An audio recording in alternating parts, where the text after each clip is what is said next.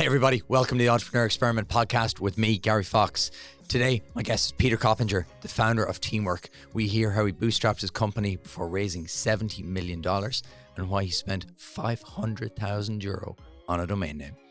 Here's my chat with Peter. This was filmed in front of a live studio audience in Cork, and this was in association with my partners, the EIIS Innovation Fund. Peter, welcome to the live version of the Entrepreneur Experiment. Yeah, great to be here. I'm a huge fan of the show. Brilliant, thank you. Yeah, I always find it weird when people say that. When I pinged you, I DM'd you on Twitter. I was like, would you like to come on this podcast? And you were like, oh yeah, it's great. Yeah, absolutely, yeah. It's mad. It's mad when you do these podcasts because usually it's just me and you or me and the person. And you never really imagine anyone listening. The live audience does add an element totally different, of eyeballs. And thanks for coming out, everyone. I thought I'd be talking to an empty room, so great to have people here. Well, home audience, they got to come out for you, right? Yeah. So, paid, I don't know. I want to start by asking you a very odd question. What's a Grand Council? So my co-founder Dan and I are complete nerds, and our philosophy is have fun. Anything internal in the company, let's have fun with it, because life's too short. Let's have fun where we can have fun. You know, we do very serious work for our customers, but have fun where we can. So when we were organizing a get-together for all our staff from all over the world, which we started a couple of years ago, I decided we were going to call it the Grand Council. And I don't know if anyone knows where that comes from, but Lord of the Rings, the Grand Council of Elrond. So we're just nerds. So yeah, we had our Grand Council last week. We had staff in from all over the world, and they were out in every pub in Cork City, tearing it up all week. And we use the event to kind of solve challenges. We bring customers in, we bring partners in. It's really good fun. But ultimately it's to solve challenges and to move the business faster and to get us all aligned. And it worked, and we had one of the best ones ever. It is a random question to start with, but there's a reason to my madness. I always chat to people who kind of know the guest, and the word ask Peter about culture, ask Peter about teamwork culture. Even today I was chatting to someone who'd worked with you previously, and they mentioned it was an incredible place to work. Talk to me about that. How do you go, because I think it's one of the most overused buzzwords in business. People talk about it but don't live it. How do you live it? Yeah, like what is culture? You know, it's a buzzword, you know, we want a great culture. But there was a time in our history, we were probably about 50 people, and Dan and I, you know, we were starting to have our first challenges with employees, and we were like, look, that person just didn't fit in or whatever it was, right? And we decided we had to write down what we wanted our culture to be. So we locked ourselves, so we rented a hotel room. We wanted to get away from the office, and rented an office in the hotel. And we locked ourselves away, and we had a really, really good think about it. And we picked some employees, and we were like, that's the type of behavior we want to model. And we came up with our values, and we hire and fire according to those values. And how did you do that? Did you come up with a framework, a guidebook? What did you do it? We just talked for hours about what type of company we want to be, type of people we want, type of people we don't want, type of behavior we want. What do we want to tell people when they come in the door? Are we really going to follow through? Are we really going to get rid of brilliant assholes? Guys and girls who are just brilliant at their job, who are bringing in revenue, who are getting things done, but are just toxic to other employees. And we decided, yeah, we are. We're going to follow through, whatever it takes. We're going to try and have a good environment. And also, like, we don't like this thing that we're a family, because we're not a family. No, we're colleagues who work together. We want to respect and treat each other well, but we're not a family. We have a lot of thinking about that sort of thing, the culture we want.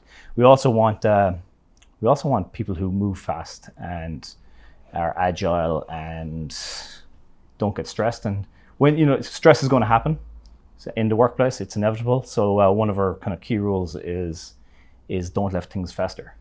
So we do this thing with all our staff. We have coffee with founders, and we go through our values, because it's one thing to read them in a book. It's another thing to actually hear it directly from the founders, why we came up with these values and what they mean to us. And, like, you know, we have a couple of golden rules. So the number one golden rule is don't be a dick. Right? We've got feedback that kind of doesn't look good if we say that publicly on our website, right? Probably won't put it on the sport. That is actually one of our golden rules. The second golden rule is don't leave things fester. So, like, it's inevitable in any organization. Something's going to piss you off. Your boss, your work, the new rules, you'd miss the pay rise, whatever. But don't leave it fester. You have to have it out. And it's easy to say that. It's really hard to do. And so we keep reminding people, don't leave things fester. Because these tiny little things become huge issues in your own head when you leave them fester. What's the mode for having it out, though? What's the healthy way to bring that to the surface? Well, I think effective one-to-ones right throughout the company. So, like, when we started, we were a mess, right? And you get more and more organized, you hit a problem. Business is nothing but solving problems. You hit a culture problem, you hit a this problem, you hit a that problem, you adopt the company, improve the product, you overcome the next problem. Along the way, you get more organized. One of the things along the way is we learned about one-to-ones and what an effective tool they are for this sort of thing. One-to-one with your team lead or your manager is critical, and it's the employees meeting, not the team leads meeting or the manager's meeting. And it's the chance for the employee to talk about the career and to talk about things that are festering for them. And if that doesn't work, they can always come to myself and Dan. Our door is always open. And there's another third golden rule, and I'll just three. And the third golden rule is never, ever, ever, ever argue over any sort of text medium or even give negative feedback over text medium. I like that. All right, because myself and Dan used to have blazing rows over silly shit, right? Like I'd make a link blue and I'd come back the next day and he's turned it to red and we'd have a fucking blazing row over silly shit, right? And what we found over the years is if we gave each other abuse over an email or over text or over chat, it just always flared up out of control. If we actually just talk to each other and be like, I think you're a bit of a dick because you overwrote my work yesterday. And he'd be like, oh, I didn't mean that. It always was a thing of nothing. So it's so important to us. And we've seen this pattern again and again and again. And you see it in your personal lives. You know, you send a message to your sister or your cousin or whatever, and you don't put the smiley face on it. And they totally pick you up wrong. And suddenly it goes from 0 to 100, you know. So anyway, pick up the phone, jump on a Zoom call, and it's a firing offense. It's that serious. It's a firing offense if you're not taking this seriously.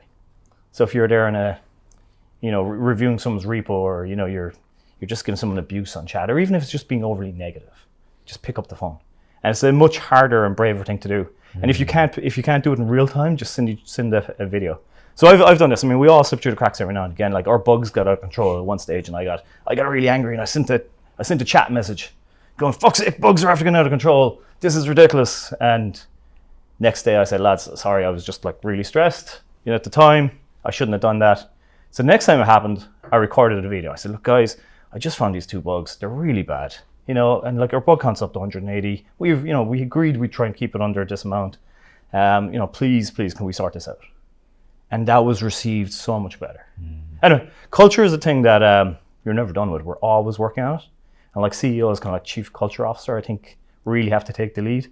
So anything that affects the mojo of the company has to pass through myself or my co-founder. So for example, if the people team try introducing a new policy, actually this is an interesting one. At one stage, somebody brought 2 huskies into the office. We love dogs in the office, right? Somebody brought in their 2 giant huskies, and we've this kind of green artificial grass area at the back. And then there was about 5 other dogs in the office. And anyway, they all went out the back, and as it turns out, the 2 huskies shat everywhere, right?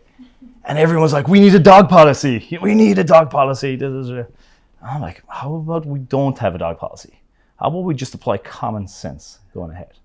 And actually, that's one of our things as well. We try to rally against, it's natural when as a company gets bigger, bureaucracy creeps in.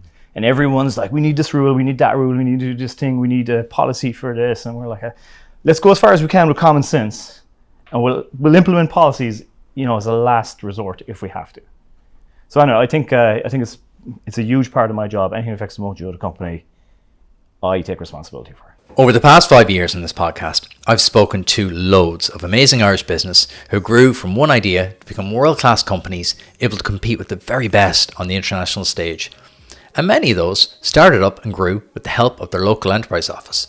From starting or growing to becoming more sustainable or digitization, the local enterprise offices have everything to help make it happen for your business. And if there's one thing that entrepreneurs want, aside from more money, it's more time. The local enterprise offices want to give that back. Their supports for competitiveness and productivity can help your business save time, money, and energy. For them, it's all in a day's work. So if you want to give your business the gift of time, decreased costs, and lower electricity bills, then go to allinaDaysWork.ie, take 2 minutes to fill out the form, and let your local enterprise office handle the rest. If you've been listening for a while, you know Iconic Offices have been my partner for ages now. Working and recording out of their flexible workspaces has meant a huge deal to the success of this podcast. So it made perfect sense to partner up with them again for season 17, but to give you, my fellow entrepreneurs, a unique offer. Come work in the Iconic Office workspaces for free with no catches. Simply visit the link in the description below and enter Gary24 for a free day pass or a free day office pass. Enjoy. How do you keep it front of mind as you grow? Because you've grown into a huge company now. How do you keep that front of mind? Well, first things first, I tell anyone on the leadership team, anything that affects the mojo of the company has to pass me and Dan. That's the first thing, like that's a rule. Like they know that if it's something that affects the mojo of the company, like how we're going to run the Grand Council, we're going to do it, change up the format of the event this year. That's fine, no problem. But you got to run it past me.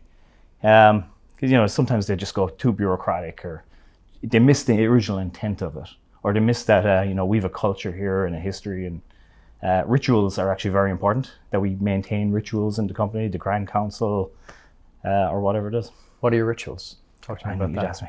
Well, the Grand Council. You set it up. I got to go there.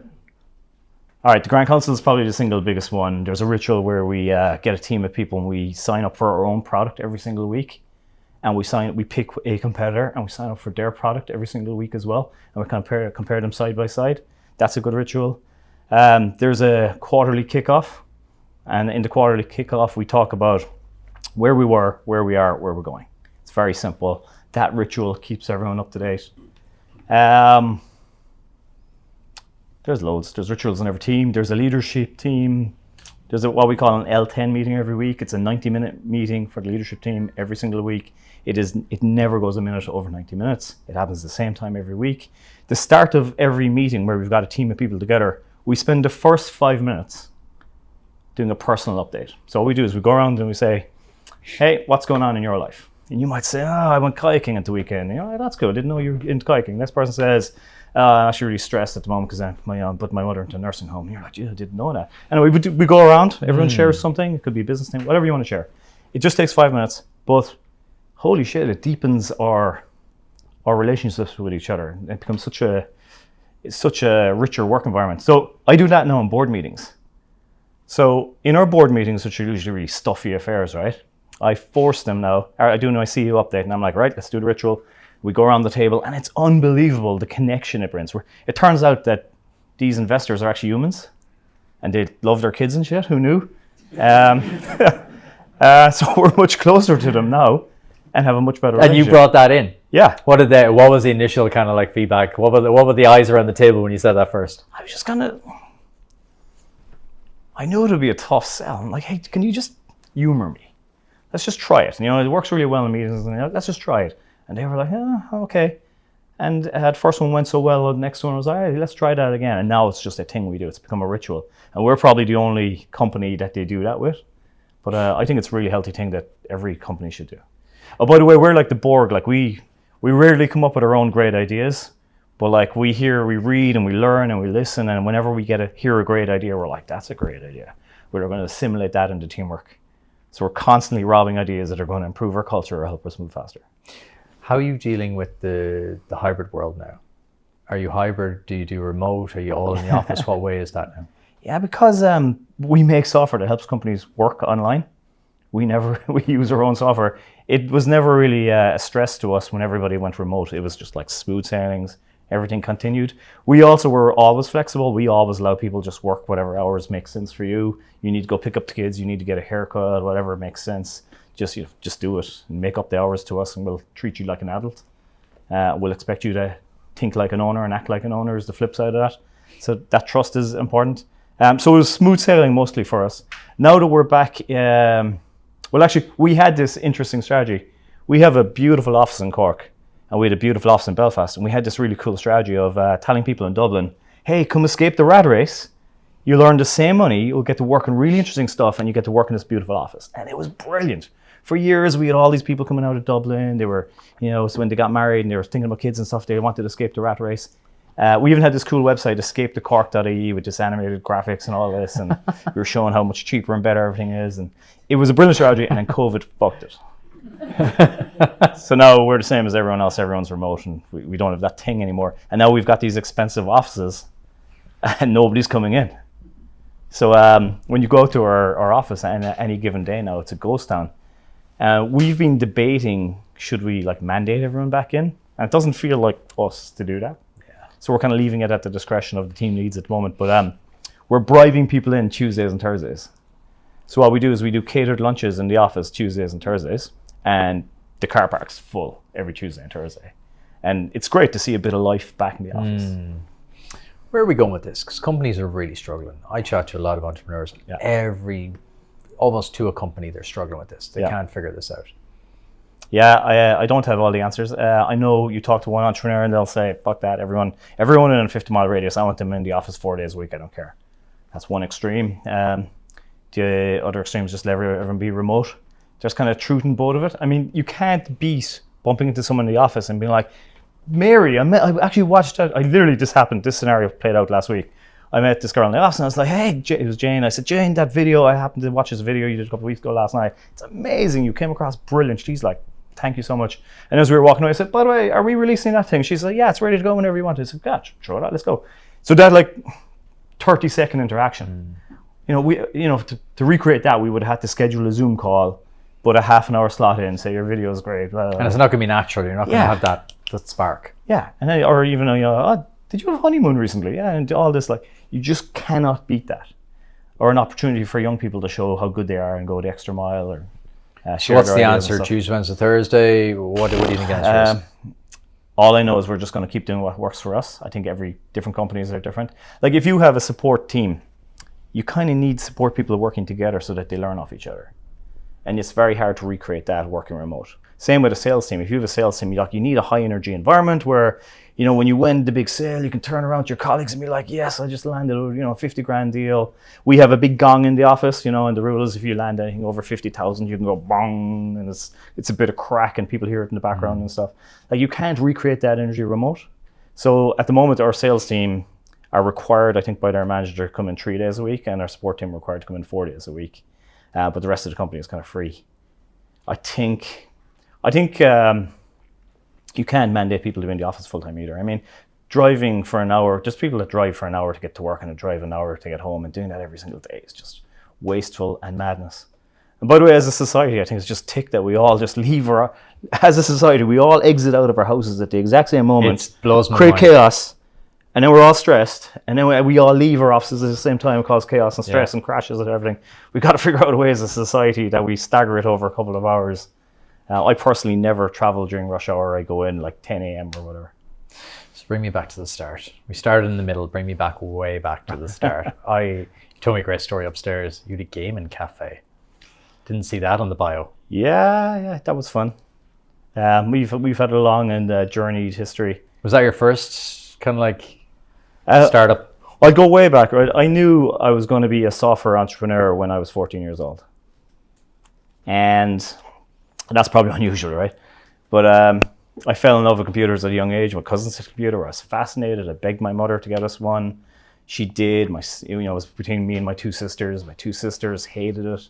They sold me their shared computer for 2 slices of toast. Good deal. They got nothing for Christmas that year. And I taught myself what was cool about computers back then, it came with a little manual. And you're like, what? After you're finished playing the games, you're like, what is this thing? And you're kind of poking through it, and you're like, if I type in this thing's ball starts bouncing around the screen, you're like, how did that make that happen? And I was just fascinated and hooked. Fast forward 2 years later, there was an Irish PC magazine. I think it was PC Live or something. And they had a little disc in the front of it, and there were shareware games and stuff where, you got a taste of the game and you could mail order the rest of the game. So I started sending in my games. And lo and behold, you get 10 levels of some really crappy game. I mean, they were crap, but I'd be like, if you finish the game, when you finish the 10 levels, say, hey, if you want to get 100 levels, send £5 to this address, right? And next thing, there's all these envelopes landing in the door. And after about a month of this, my mother was like, what the fuck is this about? What are all these envelopes coming in the door? And I was like, I was always locked away in my bedroom. And I'm like, oh yeah, that's, I'm just selling software. Her mind was blown away that actually this thing I'm doing down in the bedroom was actually... How did you feel though? Because that's mad as a young lad to get your first kind of major win like that. It was awesome. I remember actually one of the highlights was, because normally it was just like, their address and a £5 note, and I would just put it on a disc and send it back, right? But one time this lady wrote me like a really nice letter. And it was like, I'm so impressed that you're a 12-year-old and you're doing this, and it's such a good man, and here's an extra $5 for you. And it was lovely. And I kept that for years, and I lost it now, but I should have kept it forever. But it was cool. I couldn't wait to get to college, meet like-minded people and get going. Got to college, wasn't what I expected. People in my class had no interest in software. What were you doing? I was doing computer applications in a CIT or MTU or whatever it's called now. I was very disappointed that nobody in my class really gave a shit at all. I wanted to be a game programmer and make millions. That was my plan, and I thought I'd meet loads of like-minded people. So disappointed. They didn't know how to turn on a computer. They had no interest. And they were being taught like the basics, and I had got college notes off other people. I taught myself C programming. I was miles ahead. And then the internet started happening, right, around this time. And websites and all this, and I was fascinated, learned how to make websites and stuff. And then I started going around to every pub and restaurant in Cork City saying, hey, would you like a website? And they'd be like, what? A website? Is that WW internet thing? And so you'd have to explain what a website is, right? Yeah. And most of them told me get lost. One asshole said, what's your VAT number? Like, I'm just a kid, right? I did the same thing. I set up a website and it was advertising other businesses in the town. And I remember I went to the local like Spar and he goes, no one's ever going to buy a fucking Mars bar on the internet, Gary. I was 15. Track him down. We're like, yeah, I can I'll show you. Yeah. I think I remember we had £1,000 at the time and it was like the most money in the world. Oh, you were very expensive. I was like 400. You were 400 pounds. Huh? We covered all Nina. Every business in Nina had a website. Class. But what's really interesting is, what did I call myself? Internet Solutions Ireland, ISI, right? And then one day I went into a bar and they were like, weren't you in here yesterday? And I was like, no. Then I went to the next restaurant. I was like, weren't you in here yesterday? And I was like, no. I'm like, what the fuck? Next one, same. I'm like, motherfucker, there's someone else doing the same thing. So I heard they were called Future ID, the other guy, right? This other guy was going around town doing the exact same thing, right? And he heard about me, I heard about him. We were mortal enemies straight away. And then I got one of these mobile phones that was a brick, and I'm on the number 8 bus out to college, and like this thing rings, and it's some B&B in the Western Road wants to talk. I'm on the way out to exam, but I'm like, fuck the exam, I'm going to meet in the B&B. And it turns out it's a prank call from that asshole, right? I love it. Fucking winding me up. I love his style. So we meet. So mutual friend introduced us in college one day, and we're like mortal enemies. And it's Dan, my co-founder, right? And within 30 seconds of talking to Dan, we were kindred spirits. Really? We were like, he was the only other guy passionate for game programming, same thing, wanted to combine entrepreneurship and programming and create big things and do great things. And that's literally how we met. It's kind of a cool story, eh? That's a great story. Mortal enemies to the only other guy I met with similar passion. So fast forward, like 2 years later, we dropped out of college. We were like, we didn't really want to do the whole website thing. We were just like, this is easy money. Let's go do this. And we started making these websites. And we were like, we can churn out a website. So we're doing 8 websites in a week. We can make it $1,000 a week. It wasn't so easy as it turned out. We called the company Digital Crew. There was another co-founder, Cormac. We were just up the road here by the GPO. We got an office. I think that was our second office, listening to the Echo guy all day long. Started cranking out websites. From there, we started doing, someone asked us to make an e-commerce website. I literally wrote an e-commerce website in C++, which is not the easiest thing in the world to do. I don't know if that means anything to anyone, but it's fucking hard. And then from there, we got a lucky break. We met someone in Pfizer who said, hey, could you come down and do a pitch for this internal project? They had an incumbent software supplier that did custom software for them that they were really pissed off with. And they had a new project, and they asked them to bid on it and asked us to bid on it. And like they were probably, 30. The other guys were probably 30,000. And we were like, we'll do it for 500 quid. So we got the gig, and we put our heart and soul into it, and we knocked it out of the park. And from then on, we had infinite projects from Pfizer. Wow! And we really scaled up. And like we spent probably 6 or 8 years as a consultancy. Did that switch your focus? Yeah, I think it was a huge distraction, right? Because it's a great way, I think, to start off your entrepreneurial journey, because you've got to create a brand, you've got to create service, you've got to learn how to pitch, you've got to learn how to do tenders, you've got to get your pricing right, you've got to learn how to interact with humans, which if you're a developer isn't a natural skill. You got to learn how to. We made all the mistakes. We got screwed by one person. We weren't taking stage payments. We were like, deliver the project and get paid. Yeah. And as the projects got bigger, one time we got stung for 40,000 worth of work. The person literally one person fired another person and wouldn't pay for the work. So we learned along the way to not do these things, take stage payments, to not interact with 20 people. We became a well-run services company. We doubled our prices, we got less busy and more profitable, because we were the hamster in the wheel, like just running, and we weren't making progress. And the third co-founder just said, fuck this, I'm going to Australia. And it was just myself and Dan looking at each other going, what are we doing? We're working so hard and we're not making money. So we doubled our prices. And none of our customers even flinched. They were like, yeah, we were wondering when you'd figure this out. Anyway, we did work for Aldi, for Lidl. We got really into the application space, doing all these applications. And we had really great customers, lots of university customers. How'd you grow it? But this is the thing, right? Like you're the hamster in the wheel. And you can make the wheel bigger, but it's bloody hard. We always wanted to be product guys. And we had a few small products along the way, but they were never going to be more than $100,000 or $200,000. They weren't going to be big. We were always looking for that breakthrough product. Were you always trying to think of your own product as you were building these for other people? Were you always trying to think of your own? Yeah, we were, and we had a few false starts. We also had the gaming cafe on the side. We used to on Wednesday nights go to a gaming cafe here and play games, and it was great fun, but they were kind of dicks. And we were like, fuck it. They pissed us off one night, and we were like, we could just do this ourselves. So we created a gaming cafe called Area 51, and for 2 years we printed money. And it paid off my credit card debts, and it was great fun and everything. But like as Digital Crew became bigger and Teamwork kind of took off at around the same time, it was just a huge distraction, the gaming cafe. So eventually we just let it go. But how Teamwork started is we had all these projects going on for our consultancy, and we had a whiteboard in the corner of the office where we listed all the projects, how much they're worth. You know, we had a little kind of we had stickers kind of for who's screaming the loudest, what the next milestone is, what the priorities are, and we did a review of this every Monday morning. And we were like, geez, there has to be a better way to run a services company than this. How long were we at it? We're probably at it for at least 6 years at that stage, maybe 7. So anyway, we heard there was a couple of new online project management apps. And the biggest one that was kind of famous, we'd heard of it. We said, we'll give it a go. And after using it for a week, we were like, man, this thing's so basic. Like literally all you can do is put in projects, put in tasks, and mark them as done.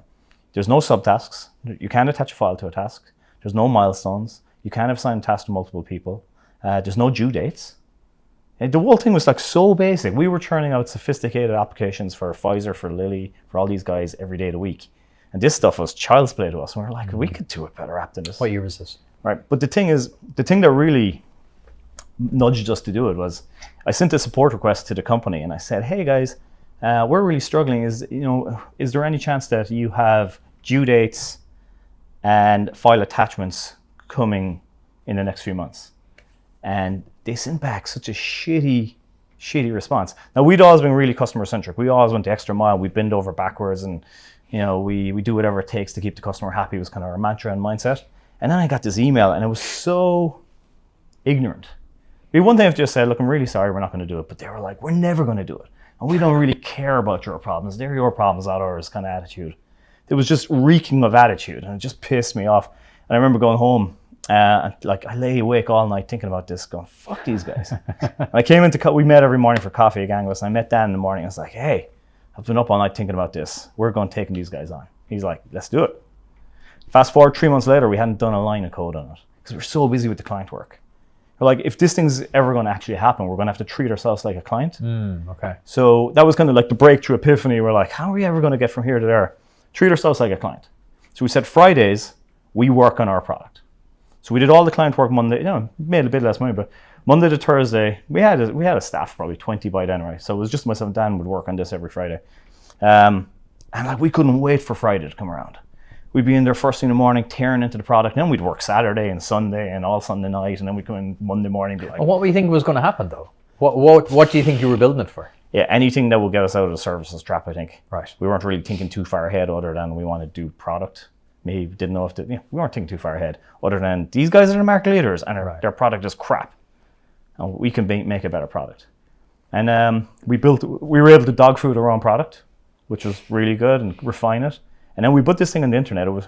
We had an internal bit of software called Teamwork CRM. And I don't even know why we called it Teamwork CRM.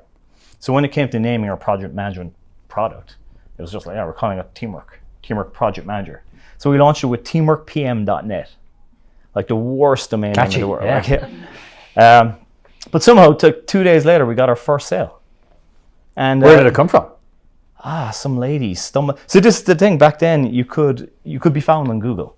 If you launched anything, there wasn't as much competition, and somebody would search it, and you'd show up in the search results. Do you remember what year this was? They would just search project management, and they would find us in the list. So what year did you launch this product? I would say maybe 2009. The date I remember is 2011. We launched teamwork.com. Oh, we're going to get to that. We'll get to that in a second. We're going to get to that.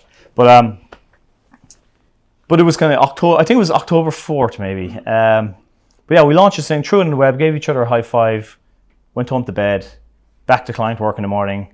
2 days later, we got our first sale on PayPal. We just wired up a kind of quick PayPal checkout. And we're delighted with ourselves. It was $50 recurring, right? But $50 recurring is $600 a year. If you can keep them, it's all right. But then we got another sale, and then we got another sale. And we wired it up so that in the office, which is, again, just up the road just by the GPO, every time we got a sale, we had Homer Simpson would go, "Pizza money!" Really quick break to thank today's sponsor. If you've been inspired by listening to The Amazing Business Person and either want to start your own business or supercharge an existing one, then the local enterprise office has something for you. Whether you want to improve your online presence, become more sustainable, get into new markets, or just get the idea off the ground, they have the support for you. For more information, check out your local enterprise office on localenterprise.ie and see how they can help your business today. Now, back to the episode. So once a day you'd get, or once a week originally, you get pizza money at some random time, right? And there'd be a client in the office and they'd be like, "What's that thing?" We'd be like, high-fiving each other. Go, "It's just a side project." And then pizza money started happening every day. Pizza money, and we're like, "Fucking sweet."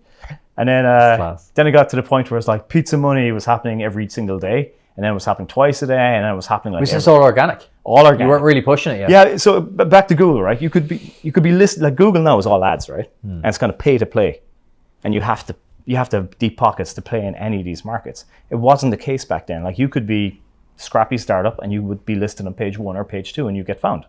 That's not really true anymore. I mean, rarely do people go to page 2 and they kind of look at the ads, and the ads used to be on the side. Yeah. So Google used to have the search results, ads are on the side. Nobody looked at the ads. At some point, Google went, "Yeah, we're just going to blend the ads in here." So Google are kind of evil. They kind of changed the game, right? But yeah, we were able to compete back then just on that. And then word of mouth was huge for us. So people were referring. But pizza money started happening every moment of the day. It was awesome, but we had to turn it off. First world problems. So then we were in a situation where we started working 2 days a week on our product. And then we started working 3 days a week on our product. And then we're like, how do we get we've all got all these customers, but we don't really want to do it. How do we get from these customers? And we don't want to drop the ball, or we've had them for years. But how do we get to work on this full time? That's our passion. So we said we tried running the two businesses in parallel. That was a mess. Didn't work at all. So why not? We actually found a guy. There was a guy who worked for us, and we said, "Hey, I won't say his name, but could you run this part of the business for us?" And he's like, "Yeah, sure." And we'll give you shared profits and everything else. He was going to run the old part. He would run the services business, and we'd run the product business. Is the idea. Right. And fast forward 2 months later, and we getting irate calls from people who've been working for years, saying this guy's a disaster. Actually, I remember going over to have I just got an earful from a customer, and I went over to have a word with the guy, and he was in the office next door. And when I approached his desk, I said, "Hey, can we have a word?" And he's like, yeah. He's staring at the screen. He was watching fucking Judge Judy.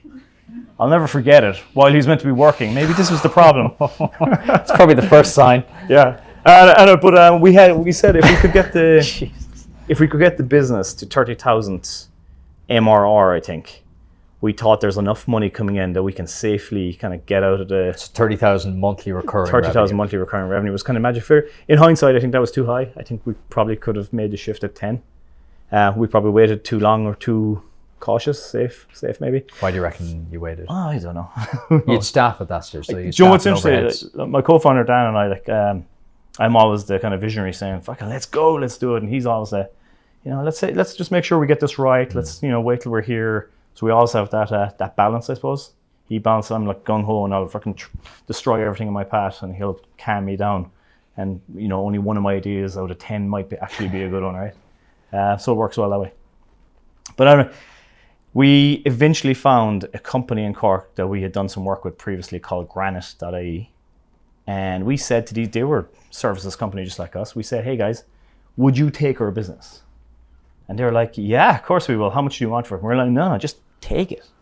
Just take it. And they're like, "No, I will have to give you something." We're like, "No, just all we ask is that you don't drop the ball with these customers. That's it. Just do not drop the ball. That's the number one thing you could do for us." Why'd you not sell it? It was more important that they didn't drop the ball. we knew that this thing was going to be big for us, Right. the product. So like services business. Service price, your reputation. Yeah. It was more important that we look after customers.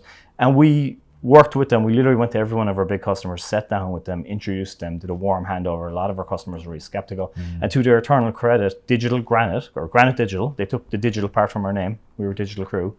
They did an unbelievable job. And today, they're Ireland's biggest digital agency. And they're now branching out into New York and everything else, and they're doing fantastic. That's cool. So I think that's kind of cool. That Then nice. then we were able to go full-time at Teamwork.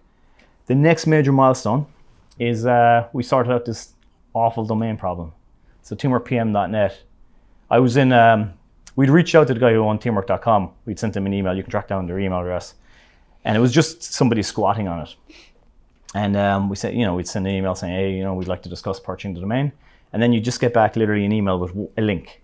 And you're like, what's this? And you click it, and it takes you to a website, and it lists all these one-word domain names that have sold for obscene millions. So remember, insure.com, 25 million, pets.com, 20 million, sex.com, 16 million. And we were just like, all right, we get the idea. And there's a list of 20 of these. So he's just telling us, fuck off, basically, right? But one day I'm in... I'm always curious how this happens. Had you gone, hey, we'll buy it for like 20 grand, and he just sent you the link? Or how do you approach buying something like this? Just that, right? So I'm in a pub across the road, well known in Cork, called The Brogue. I was there with a friend. And I know it just entered my head. I was like, the other person had gone to the bathroom or something. And I just thought, I really wish we had that. I know, I'm always thinking about work, right? Never switch off when you're an entrepreneur. So I sent the guy an email, and I said, look, final offer, we'll buy teamwork.com for $50,000. What have we got to lose?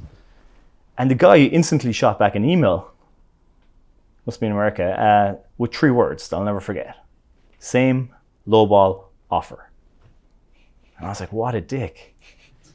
So Did you know who this guy was? No, just that name. I was like, for fuck's sake, give me a real price. So he instantly emailed back, I'd consider $675,000. I'm like, oh, I'm drinking my pint going, oh. So like I convert that to euros, it's exactly 500,000 euro. I'm like, all right, I check our bank account. We had exactly 530,000 in our bank account. We'd always been pretty frugal, so we'd been saving up a bit of money. And I thought about it, drank my pint a bit more, and I said, sold. Let me just consult my board, as if I had a board. And I'm getting nervous just hearing this story. I rang my wife, my now wife, and I said, she knows I'm out drinking. I just said, I just bought something for €500,000. And she's like, what? Come home immediately. So then I come home from work the next day, and she's like, did you tell him? Did I tell my co-founder, Dan? And I'm like, I couldn't do it. I bottled it. All day I was trying to find the perfect opportunity to talk to Dan. I just How do you start that I could say, conversation? all that money we saved up, yeah, it's gone. So the next day I was determined. I was like, right, that's the first thing. I'm just going to do this. So I got Dan and our CFO, and I'm like, right, guys, we need to talk. And I said, look, we have an offer. Didn't say I've done it. Literally, contracts are on the way, right? We've got an offer to buy teamwork.com for 500,000, and we 530,000 in the bank. And I think we should do it. And as expected, both the CFO and Dan were like, I don't know, man. It's all our money. I don't know. I mean, we could get 2 Maseratis instead. And he's like, I don't know, man. And I knew this would be the reaction. Why did you want it so badly? You'll hear it here now, right? I pulled out my secret weapon was my Martin Luther King speech. I was like, I have a dream. I was like, look, the worst thing we could do is be 80 years old and looking back with regret. That's the worst thing that could happen here. I said, look, let's say we buy it and we blow it. We can always make the money again, right? But we don't want to be looking back with regret. And yeah, we could wait a couple of years, but in a couple of years' time, the guy could be looking for 40 million or 20 million again, right? This opportunity may pass us by and may never come again. And co-founder Dan thought about it for 10 seconds. He said, fuck it, let's do it. And we did. And it was the best thing we ever did. There's something in SaaS called the long, slow SaaS ramp of debt. So it's like companies start and they're just on this slow growth trajectory, and they have no breakthrough kind of moments that propel them forward, and they're all just tipping away, and they're never, just most companies don't break past 2 million, don't break past 5 million. When we launched this, we launched in January 2011, and all that changed was our domain name. and it hockey sticked our growth. Literally hockey stick on the strength of the domain name alone. Because you think about what it gives us like that one word .com gives you instant credibility. And you can imagine two people talking in a bar and they're like, hey, we use this product at work, what's it called? teamworkpm.net. Or they can say teamwork.com. Which one are you going to have more credibility in? Which one are you going to remember in the morning and know where to go and know that it's something in tech? So just on that alone, one of the things we always used to get as a startup is like, how do we know you guys are going to be around in 3 years' time? Especially when you're an unfunded startup. That kind of instantly went away and it gave us a lot of credibility. Do you reckon the domain had that much power? Absolutely, yeah. Branding and positioning are some of the most important things we've had to learn in our entrepreneurial journey. So like making the product is actually probably the easiest part of the whole thing. Positioning the product, distribution, brand awareness, all that is hard. And then the most hard thing is the entire people management side of scaling a business. So what happened next? Do you hockey stick the growth? Do you attribute that directly to the 100%, that was literally the only change. Hockey stick the growth. Then we got to the point where I was still like a developer. I still am a developer. I love software development. I always will. I'll always be contributing to teamwork in small ways. I think Ray Nolan on your podcast elegantly described like there's a beauty to software development. There's an elegance in it. You don't need to be a genius for it, but there's something beautiful about getting the algorithm out of your head and seeing something magical happen on the screen that influences millions of people around the world, and you made it happen. The whole thing is beautiful. But I've got to ask you one sidebar before we go on. How do you pay a stranger $500,000 on the internet? What is the process of doing that? This just struck me there. I was like, how do you actually just send that Revolut over 500K? How do you send a stranger 500K and know it's actually going to give you the domain? Stuffed in an envelope. Flew to Miami. It's interesting. It's like, obviously we've never done this before, but there's a thing called escrow for exactly this. So there's services out there that will take your money and act as a middleman. Will confirm that both sides are happy, and only when both sides are happy will release the money. And they might charge you €500 for the privilege, depending on the size. And this guy had sold hundreds of domain names, so he was able to advise us. We did background checks and a bit of Googling, I should say, to figure out that this guy's real and everything. And he seemed pretty legit. Did you ever find out how much he bought it for? Oh, he bought it for like $20. Like, this is the fucking sickening thing, right? There was a time when I was in college when there was all these people like just buying domain names. And I was like, this is ridiculous. Yeah. Like, they're never going to make money. I wish I just bought loads of domain names. Bought loads of domain names back then.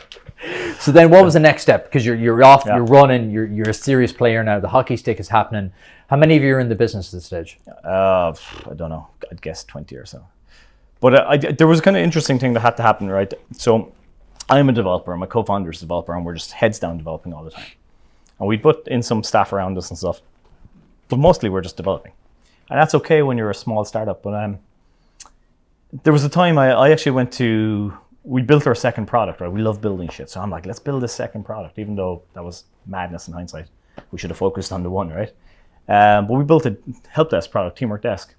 I went to New York and I worked literally 12, 14 hours a day, constantly, heads down in code, developed this product more or less solo. Towards the end, I got 2 guys in to kind of help me with the thing, but like we worked unbelievably hard. And we emerged 6 months later with this lovely product and had a great time in New York as well for the 6 months. But I met Ocean Hanrahan there. I was there actually. Incredible guy. Good guy. But it was really good fun. I loved it. It was brilliant. But when I came back to Ireland after the 6 months, the business was on fire. There was all these communication problems, culture problems, lack of alignment, little issues that had crept in all over the place. People didn't know where we were going, what the vision was. And I kind of like, after observing this for a couple of weeks, I had the epiphany, oh shit, I'm the CEO. I'm the CEO, but I'm the CEO in title only. I'm like, I've been acting like a developer, and that's why there's these fires all over the place. And I think that epiphany had to happen, or we would have gone nowhere. I realized that if I don't actually change my mindset and actually be the CEO the company needs, that we're going nowhere. So I kind of downed tools for a while, figured out what our biggest problems are. As I said, business is nothing more than solving problems. Solving your biggest problem, one after another, figuring out what your problems are, thinking about them, putting creative solutions in place, solving them. How did you tackle that transition though? Okay, I'm a developer now, but I'm going to be a CEO. How did you bridge that gap? So whenever I hit a roadblock, it's study mode. And like that's common for entrepreneurs as you learn more, but there's a very common pattern that entrepreneurs go through. Visionary entrepreneurs are kind of great at coming up with ideas and all this, and when they hit a roadblock, they tend to kind of go into study mode. That's exactly what I did in hindsight. So I started reading books. I think if you're an entrepreneur and you don't want to read books, by the way, you should just give it up and go get a day job. I think I was telling you this earlier on. I once met an entrepreneur who said, I'll do whatever it takes to be successful, whatever it takes. And then he asked me some basic questions. And I was like, you should read this book. He asked me other basic questions. You should read this book. He asked me another basic question. I gave him some answers, but you should read this book. And he was like, man, I don't like reading books. I was just done with that guy. You know, or if I give advice to a startup and I say, you should read this book, and I meet them 6 months later and they haven't read the book, they're dead to me. You have to read books. It's the most impact you can get for 10, 20 euros Absolutely. in your life. You're getting someone's entire, their life often, and all their life experiences. All their wisdom. For 20 quid. It's in a book. Unbelievable. And audiobooks just as good, right? But what's not just as good as those things that kind of condense the book into snippets. I've tried them. I don't like them. They're not as good. Or reading, you might say, I follow 5 podcasts. That's not going to cut it either. It's okay to inspiring podcasts. We can edit that out, don't worry about it. That's definitely never making the actual pod. Anyway, you can do podcasts back to learning about books. And read the books for learning, right? But yeah, I went in study mode and just, overcome one problem after. How long did that take? It's still going. It's just it's never ending, right?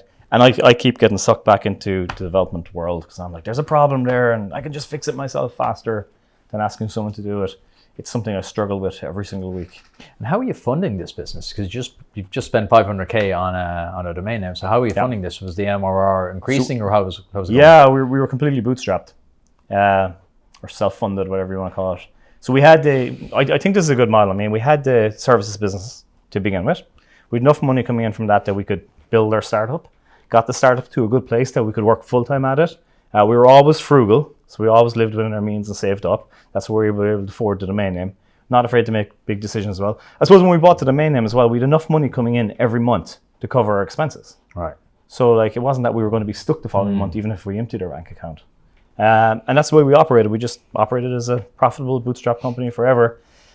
And then over the years, the project management space became saturated. I mean, there's 545 project management apps now. What? Yeah, and there's something like, I'm guessing, but I would easily guess that there's 20 billion invested into the entire space, So the place has become saturated. There's loads of competing products, and there's products that have come out of nowhere from our perspective and have gone from 0 to 100 million in no time. And we're kind of looking at each other going, should we take money?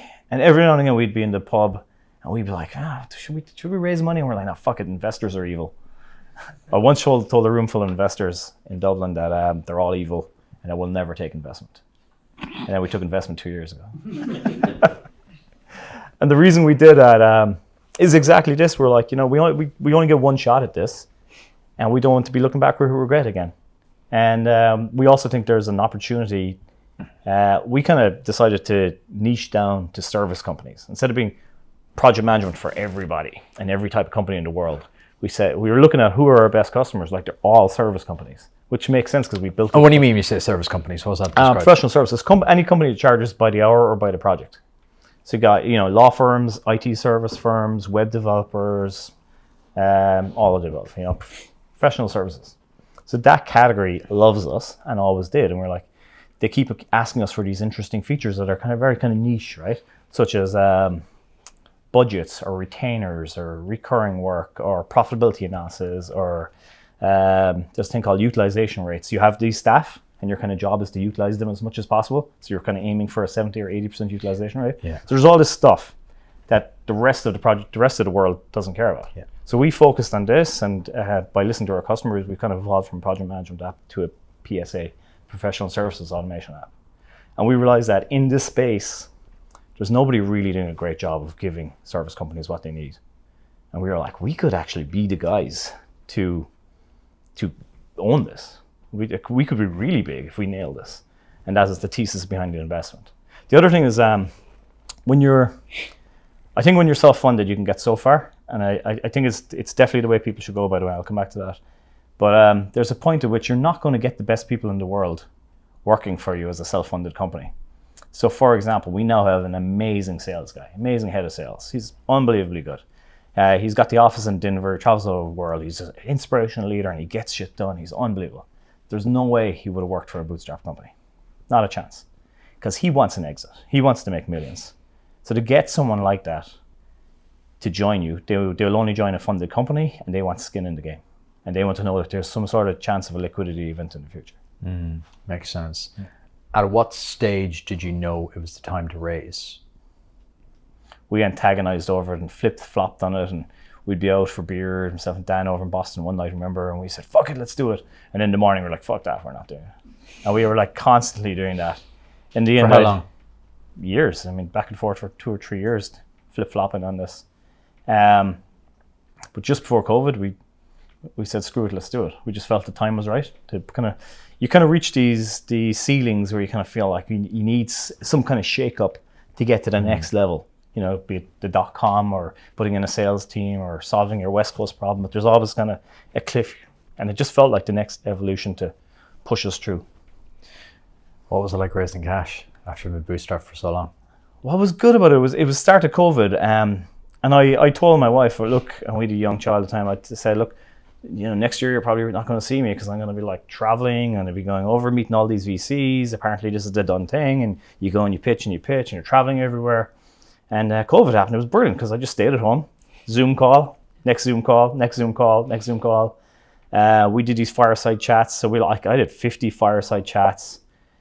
You kind of like, there's a process where you suck them in. You do these kind of teaser chats. And then, you know, that whittles the 50 down to say 40 express interest.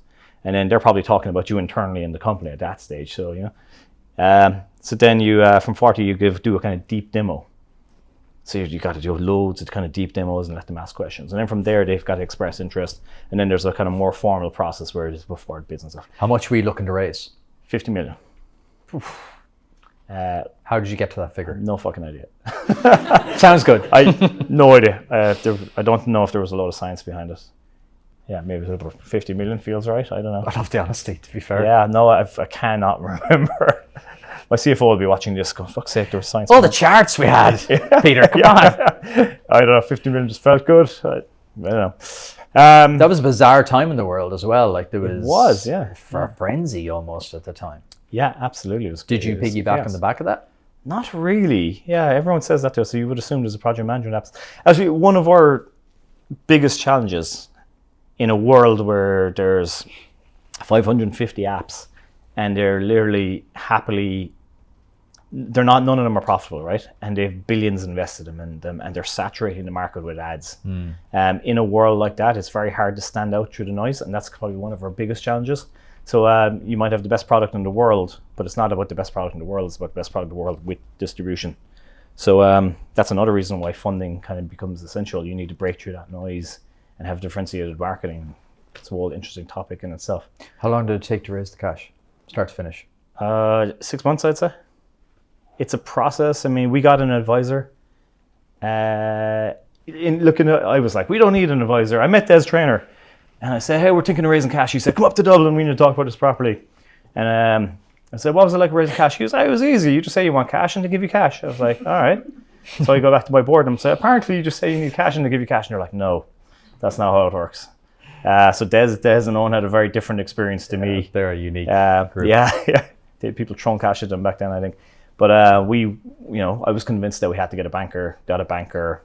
In hindsight, the process is fairly simple. We probably could have done it ourselves. I think if we were doing it now, we could probably run a process fairly easily myself now that I know how it works. I don't think the banker does anything that magical, if I'm honest. Sorry, bankers, if you're watching this. What did it feel like then when you closed 50 million? Like that's a astronomical. Well, here's the interesting thing. When you raise money, the first time you raise serious money, you are an idiot if you don't take 20%. That's the first thing. So for years, people were kind of like in the industry were wondering, what's the done thing? Does it look bad if I take money? It absolutely, I can tell everyone in this room, if you ever raise money, take 20% for yourself. You deserve it, and they'll actually respect you more for knowing the right thing to do. And if you don't do it, you'll never again get a chance to take that money out of the company because You have other shareholders though. So you get one chance at doing that, right?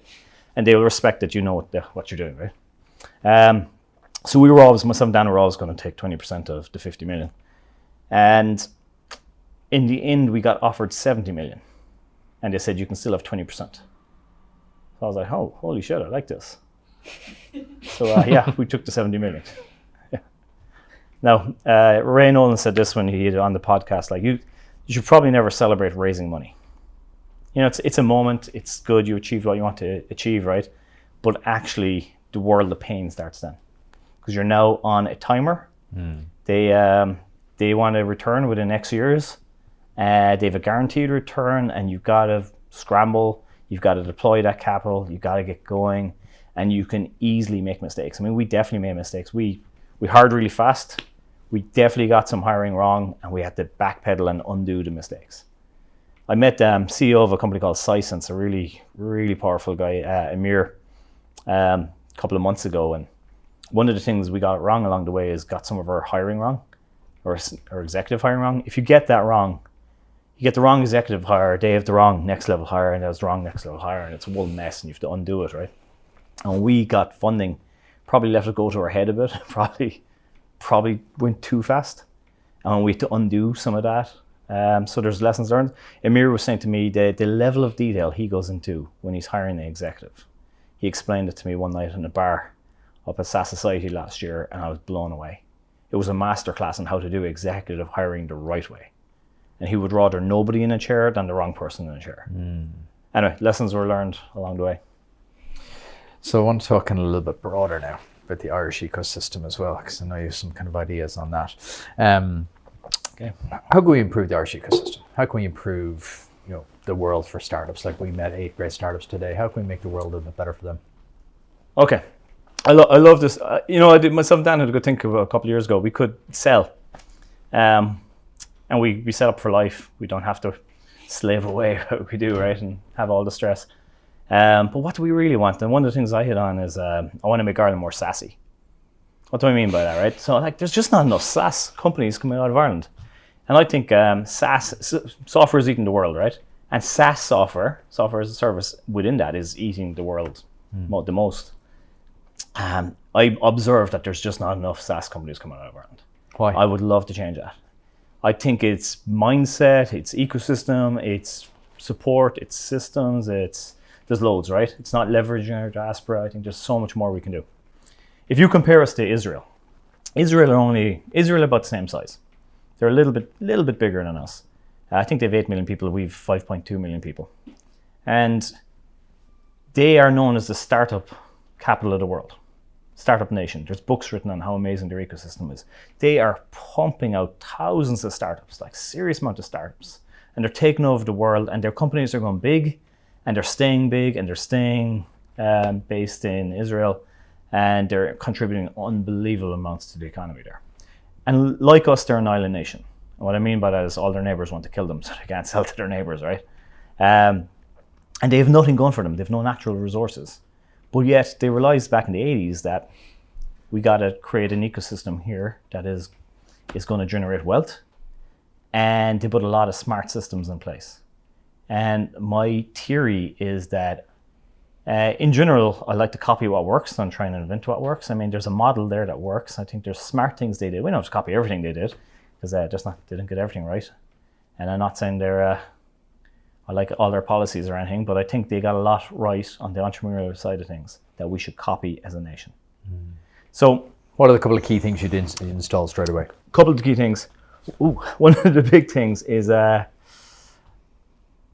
Enterprise Ireland do a good job. They deserve a lot of credit. I'm not going to bash Enterprise Ireland at all. They've been good to us, but I think the model is wrong.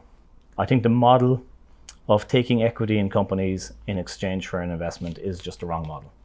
So what they do in Israel instead is they have the Innovation Authority that does loans, and they get 8,000 applications for loans a year, and they grant 3,000 of them. And as long as you're something in kind of high tech, they will give you a loan, almost no questions asked. And the loans are such a low interest rate that doesn't have to be paid back immediately, that it creates this environment where people will just give things a go. There's startups spinning up all the time. And then from an investment point of view, investors can easily buy out the government's low interest loan. So an investor can invest in 5 companies, and then the ones that look like they're working out, they can buy out the government's investment and double down on different companies. So it creates this like frenzy of an ecosystem where there's all these ideas. And I think that's what we need to make as a nation, because at the moment, like Enterprise Ireland are kind of like vetting different ideas and saying, that sounds like a good idea, or that doesn't sound like a good idea. That's not the ecosystem we need. We should just create an ecosystem where like there's all these crazy ideas that are just given a chance, because, you know, Dropbox sounded like a crazy idea back in the day. And Airbnb sounded like a stupid idea. Like nobody would have funded that shit. And look where it is now, right? We need to just create this environment where these crazy ideas can thrive. And actually, I'll go further than that. I think we have to go right back to the schools. So like, we don't teach entrepreneurship in schools at all. Like, it should be part of the fucking curriculum. And I'll probably get killed for this, but I would swap Irish for entrepreneurship any day of the week in my book. Probably get murdered for that. But I think we need to teach entrepreneurship in schools, and we need to teach programming in schools. And one of the key things I would love to get across to girls in particular, I have 2 young girls, 6 and 5. I think girls should know that the original programmer was Ada Lovelace, was the original programmer, was a girl. And up to 1984, I believe, 50% of all programmers were girls. And then something happened that, there's charts I've seen where like the amount of girls who were programmers just dropped off a cliff from 1984 on. And there's this mindset that programming is a job for the boys, not for the girls. I mean, we can turn that on its head as a nation, but we've got to bring it right back to the schools, and we've got to inspire. So and we think we need to teach that entrepreneurship is a viable, tech entrepreneurship in particular, is a viable career path. And it's where you can make serious money. And you don't have to be a nerd like me to do it, right? You just have an idea, you can work in the ecosystem, you can work in sales, you can work in marketing, but like, give entrepreneurship a go. And I think we need more role models bring it right back to the schools.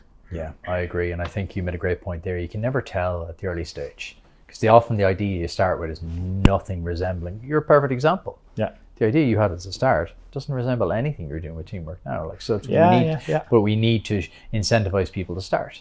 Not like kind of go, it's almost like gambling. You're kind of picking 10 winners definitely. And kind of going, okay, that one might work. I'm going to ask well, I hate all these incubators that take equity out of a startup. Like equity is your magic. You only get 100 magic beans, right? And these startups are taking some of your beans away. I fucking hate that. Like if you go through NDRC or any other accelerator, you should be coming out the other side with a loan. There should be no equity coming out of that company. There's lots of vultures floating around the scene. And we also shouldn't create this environment where people are just, what did Ray Nolan call them? Grantpreneurs. I thought that was hilarious. Like, there's a lot of grantpreneurs around. Like, that's not good either.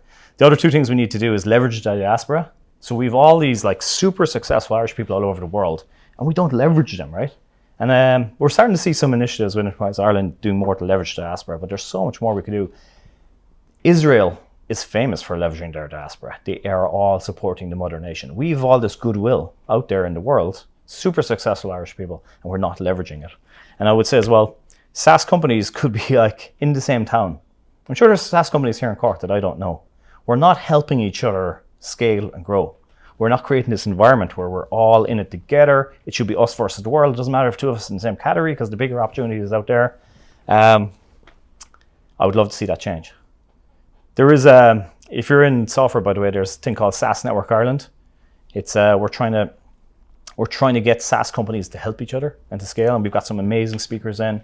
We're trying to keep it so it's not one of these kind of nonsense industry events where people just go and don't learn anything. We got in some unbelievable speakers. We had Des Traynor speak recently. He gave that nugget of wisdom that you should just assume AI is going to transform your industry and then prove it to be untrue. Is a kind of safe way to go forward. It's brilliant nuggets. We had April Dunford, who's the world's most renowned person on positioning of companies, in for a talk as well. And the idea is that every SaaS company will make themselves available to people who are not as far along on the journey as them. Perfect. I'm going to open up to the floor to questions in a couple of seconds. First, we're going to do a quick fire round with you. Okay. You mentioned books. What book should every entrepreneur read? Just one? Give me a couple. Go on. Your favorite, and then a couple others. All right. If you're starting off, there's a book called The EMIT. And the EMIT kind of, it's brilliant. Kind of first page 1, it kind of says, you should build a company to sell. we all think of our companies as our babies, right? And it just kind of dispels that myth straight away, right? And it's just a brilliant book to kind of ground you in reality. Once you're scaling up, there's a book called Crucial Conversations. And at some point you're going to have, a scenario where you've got to have tough conversations. You're probably going to be avoiding them. Maybe you've outgrown one of your employees and their role or whatever. Maybe your co-founder isn't working out, whatever it is. This book is just brilliant on how you deal with that in a real honest way. It really helped me along the way. There's another book called The Hard Thing About Hard Things by Ben Horowitz. It came out 10 years ago. It is the best book ever. It is fucking hard. It's recommended a lot. It's a great book. It's so hard building and scaling a startup. It's just problem after problem. This gives you perspective. It's meant to be hard. I mean, you're playing for big stakes here, so yeah. And now there's a book called that really helped me out, kind of as you're, probably when you get past 30 million or so, there's a book called Rocket Fuel. And it outlines that the common traits of a visionary CEO is that, it lists all their good traits, and it kind of sounded like it was talking exactly about me, but then it lists all your bad traits, and it sounded like it was talking exactly about me, like, can't pay attention to someone unless they make their point in 10 seconds. And I was like, guilty as charged, right? And it was all these common traits. And it's kind of reassuring to know that it's common, but what it recommends you do is get somebody to be your kind of, your co-pilot. Your COO, or they call it an integrator in the book, but it's someone who's going to filter out all your crazy ideas. You'll have like 20 crazy ideas, and only one of them will actually be the one that's going to drive you forward. And that person kind of acts as a filter, and that kind of acts as a stabilizer and helps coordinate your ideas. Often visionary CEOs don't have good follow through. They're good at coming up with the ideas. They're good at kickstarting projects, but they're not good at keeping it going. They get bored and they move on to the next thing. And that integrator can kind of stabilize the ship and keep you focused and hold people accountable and stuff. It's a brilliant book. What's something you have to learn the hard way?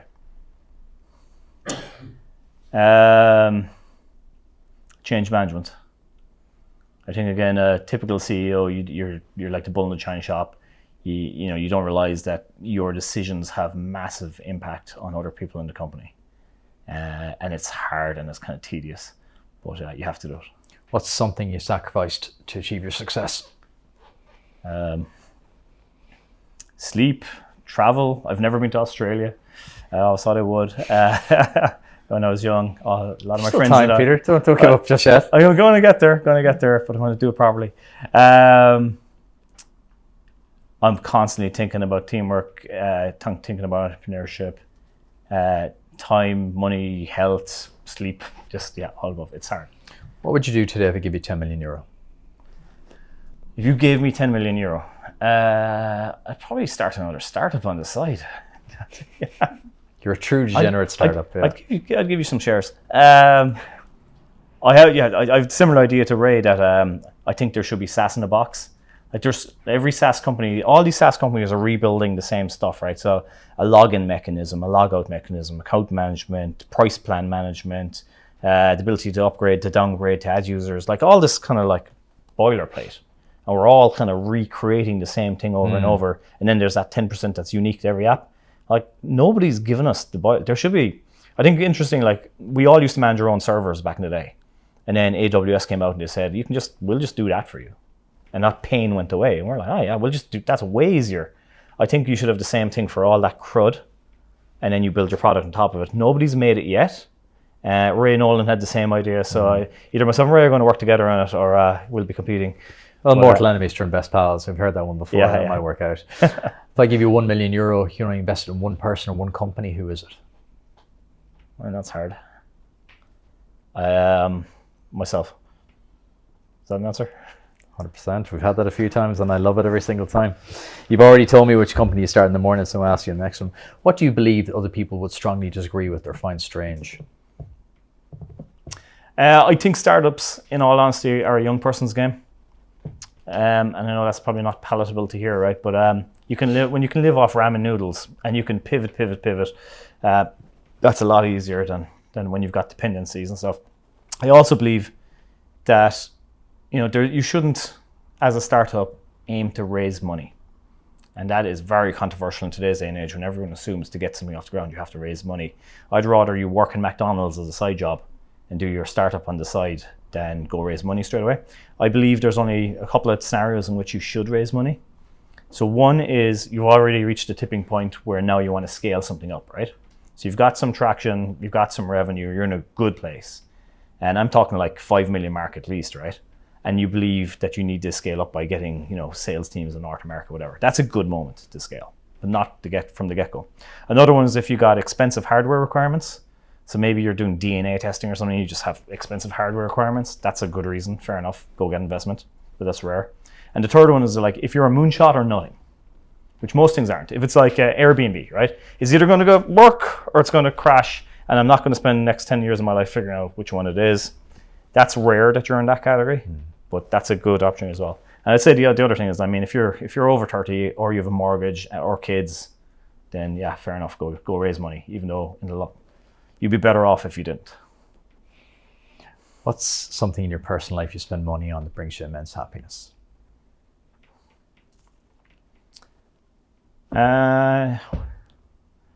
If I'm honest, I'm not really that materialistic or into brands or anything. I do love my Tesla. I really, really love it. Trying to get a new right-hand drive Model S. Apart from that, the second I got money, I bought a place in Portugal.